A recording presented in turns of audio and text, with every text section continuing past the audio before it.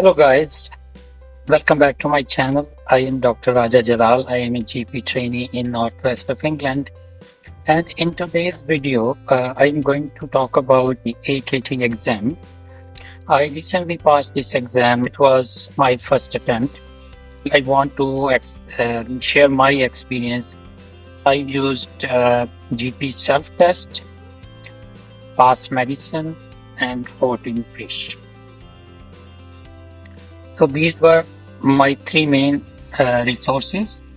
So I didn't memorize nice CKS specifically, but whenever I saw a patient during my day-to-day practice, I was in a habit to look through the nice CKS guidelines, and that's how I developed my knowledge about nice CKS. At the end, I went through some important topics, including hypertension, asthma, diabetes, COPD, the most common problems for which I read some nice CPS guidelines. Coming to the strategy which I adopted for my preparation for AKT exam, I actually didn't leave my preparation for the last few months, 3 or 6 months, because whenever we asked from our seniors, they said that there is still a lot of time and you don't need to worry about your AKT exam preparation at the beginning of your GP training. However, I thought that I can start during the initial few months of my GP training, and I was doing like 20-30 questions from GP self-test or Pass Medicine from the start of my GP training. In this way, I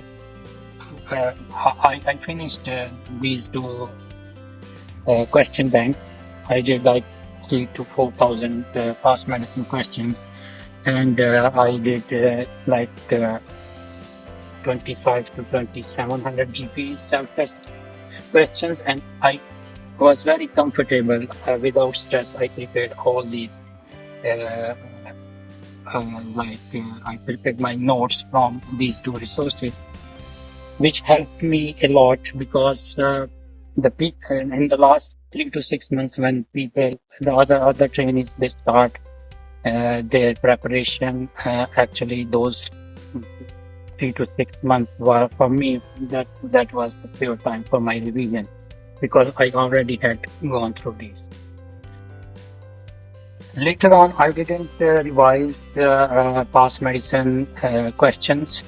However, I revised GP self-test 2-3 times, and but I went through most of the topics from the textbook given in subscription of Pass Medicine, and that I found very helpful, and because it summarizes the abstract from different topics which actually we need for the exam, rather than going through any other textbook.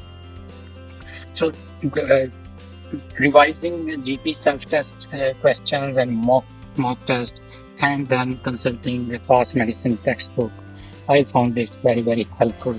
However, I would recommend that for statistics and admin, you should do Pass Medicine question bank for these two topics, and for some important common diseases, you can do questions from Pass Medicine, but mostly depend on GP self-test. Okay, the next is how we should use 14 Fish videos and questions given in 14 Fish AKT package. I think that AKT videos are very lengthy and time consuming. I watched videos for important topics like menopause, HRT, COPD, asthma, hypertension, diabetes. However, the videos which are about admin information admin work and about statistics. Those are extremely helpful. I would recommend that we should watch these videos, uh, one video or two videos every day. So I watched all those videos and then I practiced from past medicine question bank about stat and admin work. Another thing which I found useful is that I watched YouTube videos about red endoscopy, and similarly for dermatology conditions, I watched some YouTube videos which were just showing images and explaining what is this. The main strategy is reading the past medicine textbook, going through GP self-test and important topic from protein fish videos, but specifically statistics and admin videos.